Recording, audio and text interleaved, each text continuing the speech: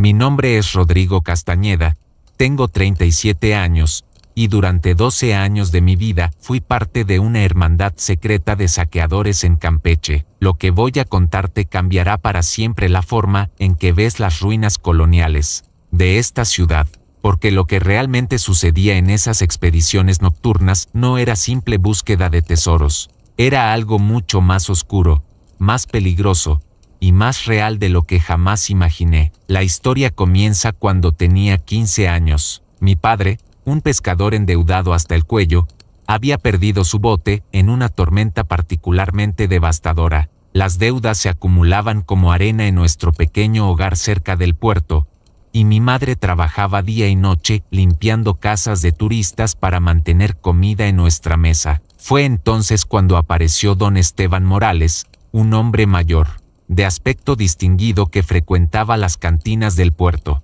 Llevaba siempre un bastón de ébano con empuñadura de plata, y sus ojos grises parecían conocer secretos que el resto del mundo ignoraba. Don Esteban le ofreció a mi padre una oportunidad que sonaba demasiado buena para ser verdad.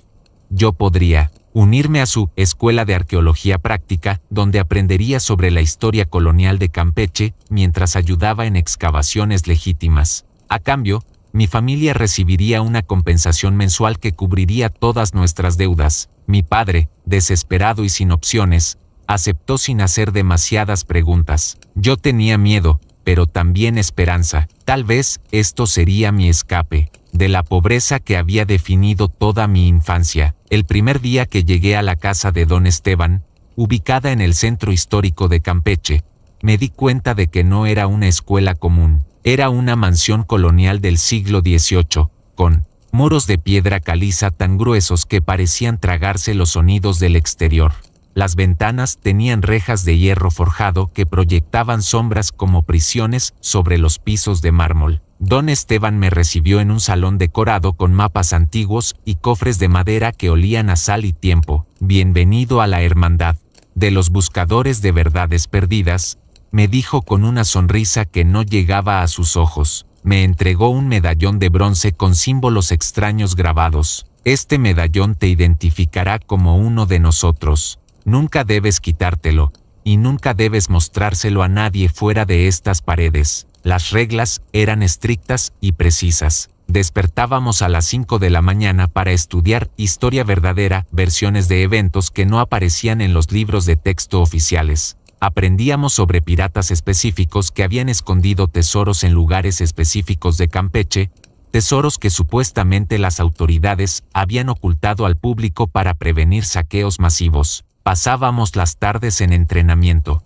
físico, aprendiendo a usar cuerdas, poleas y herramientas de excavación. Las noches eran para las expediciones prácticas. Los otros muchachos en la hermandad venían de familias igualmente desesperadas. Estaba Miguel, de 16 años, cuyo padre había muerto en un accidente de construcción, dejando a su madre con 5 hijos que alimentar. Estaba Carlos, de 14 años, cuyos padres habían sido deportados, dejándolo al cuidado de una abuela enferma. Todos teníamos la misma mirada, miedo mezclado con esperanza desesperada. Durante las primeras semanas, las expediciones parecían legítimas. Íbamos a sitios arqueológicos conocidos, excavábamos con cuidado, documentábamos nuestros hallazgos, encontrábamos fragmentos de cerámica, monedas oxidadas, pedazos de metal que don Esteban examinaba con lupa antes de guardar en cajas etiquetadas. Pero había algo en su comportamiento que me inquietaba. Sus ojos se iluminaban de manera extraña cuando encontrábamos ciertos objetos, y a menudo susurraba números y coordenadas en un cuaderno de cuero negro que nunca nos permitía ver. La primera señal real de que algo estaba mal llegó durante mi 4ª semana. Habíamos estado excavando cerca de las murallas coloniales cuando Miguel encontró una caja de metal enterrada a 1,5 metros de profundidad. Era pesada, del tamaño de una caja de zapatos, y estaba sellada con cera que parecía antigua. Don Esteban se emocionó de una manera que nunca habíamos visto. Sus manos temblaban mientras examinaba la caja, y sus ojos brillaron con una intensidad que me dio escalofríos. Muchachos, dijo con voz ronca, esto podría ser lo que hemos estado buscando durante años. Esa noche, en lugar de regresar a nuestros dormitorios comunales, don Esteban nos llevó a una habitación subterránea que nunca habíamos visto. Bajamos por escaleras de piedra húmeda hasta llegar a una cámara iluminada por antorchas. Las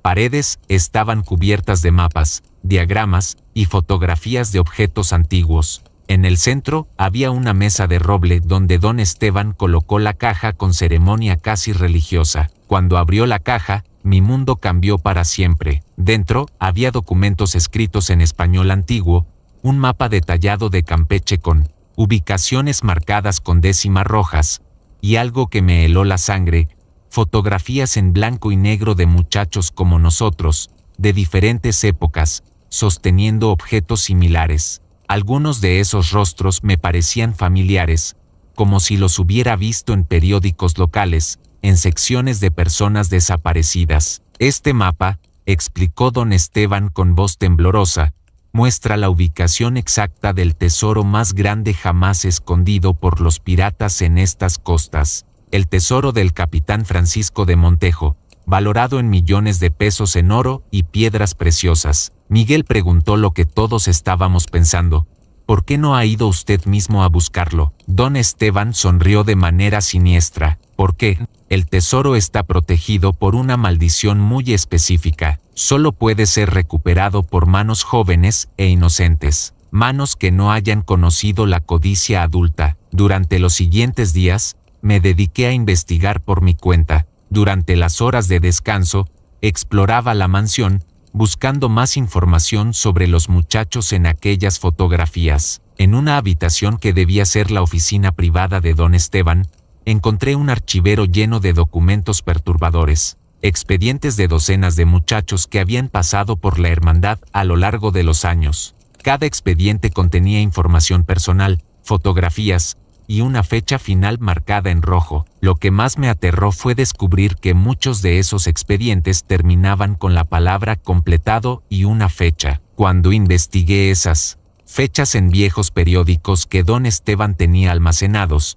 descubrí que correspondían exactamente con reportes de muchachos desaparecidos en Campeche, muchachos que nunca fueron encontrados. Carlos notó mi nerviosismo creciente. Una noche, después de una expedición particularmente agotadora, me jaló a un rincón y susurró: Rodrigo, yo también he notado cosas extrañas. ¿Has visto cómo don Esteban nos mira cuando cree que no estamos prestando atención? Como si estuviera evaluando algo. Le conté mis descubrimientos y decidimos investigar juntos. Durante las siguientes noches, mientras los demás dormían, explorábamos la mansión sistemáticamente. Encontramos más habitaciones subterráneas, algunas con cadenas oxidadas en las paredes. Encontramos libros sobre rituales antiguos, sobre sacrificios necesarios para apaciguar a los guardianes de tesoros malditos. Pero lo más perturbador fue encontrar un diario personal de don Esteban.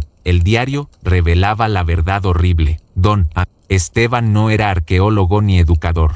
Era un hombre obsesionado con leyendas locales sobre tesoros piratas, pero había llegado a creer en aspectos sobrenaturales de esas leyendas que requerían sacrificios humanos específicos. Según sus escritos, había estado alimentando a los guardianes espirituales de varios sitios de tesoros durante décadas, usando muchachos jóvenes como ofrendas. En su mente retorcida, cada desaparición lo acercaba más a obtener el permiso espiritual necesario para acceder al tesoro principal. La entrada del diario que me heló la sangre decía: el ritual final requiere 12 sacrificios para acceder al tesoro de Montejo. Rodrigo será el 12º. Su espíritu joven y su desesperación familiar lo hacen perfecto para completar el ciclo. Carlos y yo sabíamos que teníamos que escapar, pero también sabíamos que don Esteban no nos dejaría ir fácilmente. Habíamos visto demasiado, sabíamos demasiado.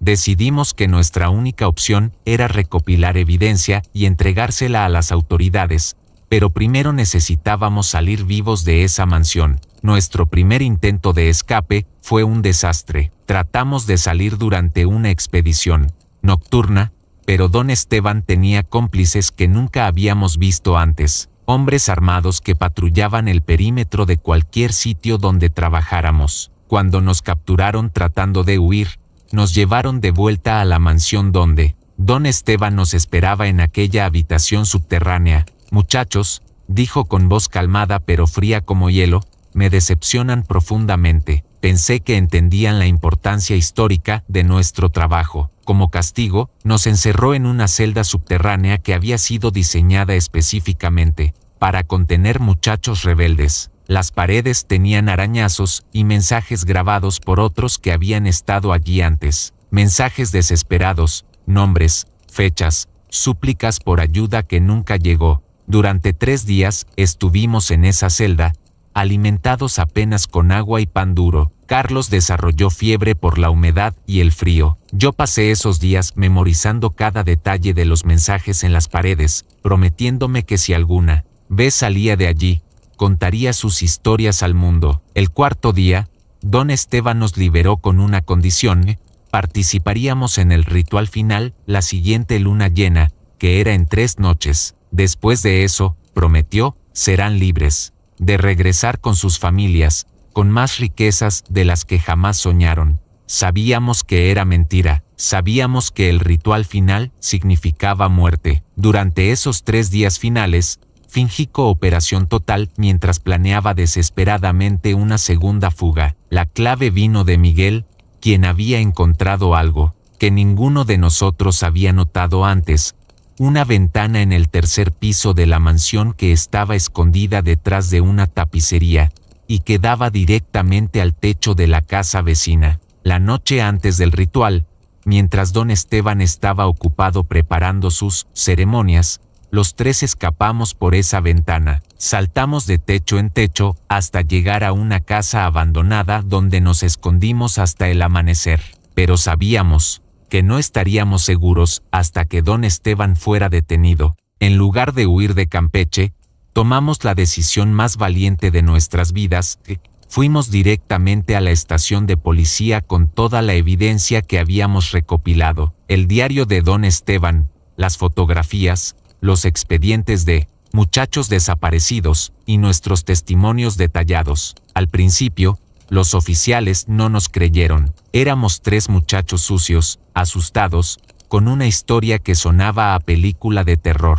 Pero cuando llevamos a los detectives a la mansión y les mostramos las habitaciones subterráneas, las celdas, los documentos, todo cambió. La investigación que siguió fue masiva. Encontraron evidencia de al menos 15 muchachos que habían desaparecido durante los últimos 20 años, todos conectados con don Esteban y su hermandad. Encontraron restos humanos en varios sitios arqueológicos que correspondían exactamente con las ubicaciones marcadas en sus mapas rituales. Don Esteban fue arrestado y eventualmente condenado a cadena perpetua por múltiples cargos de secuestro y asesinato. Sus cómplices también fueron capturados. Durante el juicio, se reveló que había estado operando esquemas similares en otras ciudades costeras de México, siempre usando la fachada de educación arqueológica para atraer a familias desesperadas. Pero mi historia no termina con su arresto. Los meses que siguieron fueron los más difíciles de mi vida. Tenía pesadillas constantes,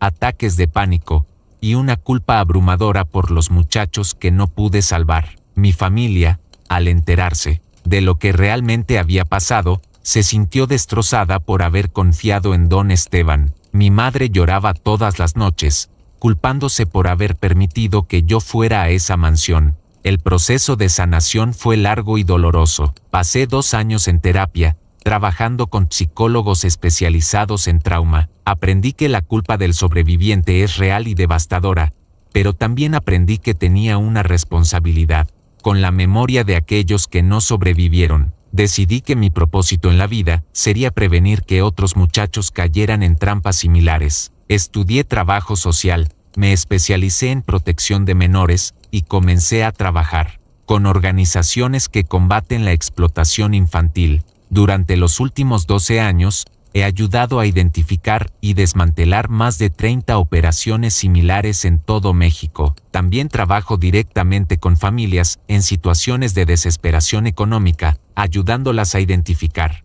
oportunidades legítimas y evitar esquemas que parecen demasiado buenos para ser verdad.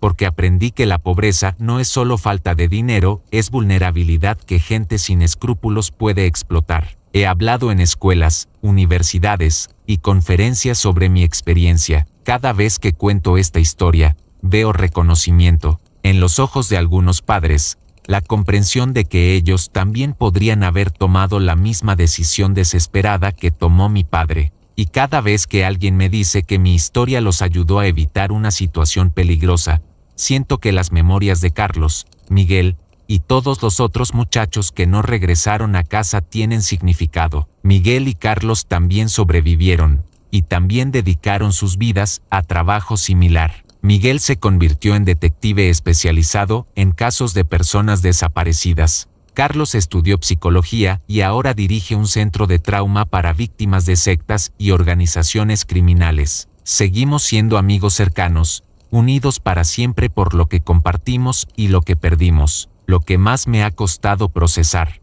durante todos estos años es la complejidad del mal que encontramos. Don Esteban no era un monstruo obvio. Era un hombre educado, articulado, que genuinamente creía en sus teorías sobre tesoros y rituales. En su mente retorcida, estaba haciendo algo importante, algo histórico. Esa es la parte más aterradora, como la obsesión puede transformar a una persona normal en algo completamente inhumano. También aprendí sobre la importancia de cuestionar autoridades, especialmente cuando estás en posiciones vulnerables. Durante semanas, acepté las explicaciones de Don Esteban simplemente porque era adulto, educado y convincente. Aprendí que la intuición es real y valiosa, especialmente cuando algo se siente mal, aunque no puedas explicar exactamente por qué. Los tesoros que Don Esteban buscaba nunca existieron. Los arqueólogos profesionales que investigaron después de su arresto confirmaron que sus mapas históricos eran falsificaciones que él mismo había creado,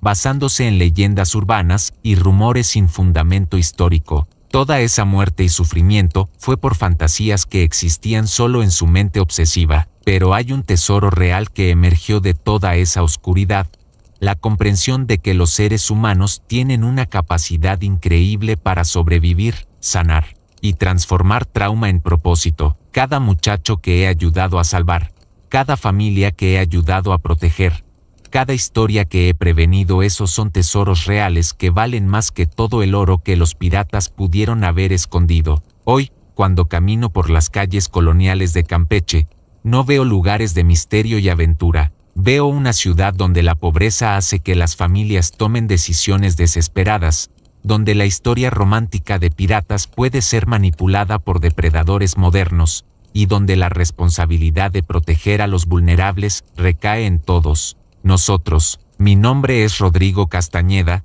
tengo 37 años, y esta es mi historia verdadera. La cuento no para buscar simpatía, sino para sembrar alertas en las mentes de padres, jóvenes y comunidades. Porque mientras existan familias desesperadas y hombres como Don Esteban, estas tragedias pueden repetirse. El único tesoro real que vale la pena buscar es la seguridad y el bienestar de nuestros niños. Todo lo demás es solo fantasía peligrosa, que puede costar vidas reales. Y esa es una lección que espero que nadie más tenga que aprender de la manera que yo la aprendí. La verdad sobre los tesoros perdidos de Campeche es esta: no existen, pero los peligros reales para nuestros jóvenes sí existen, y reconocer esos peligros es la única protección verdadera que podemos ofrecerles.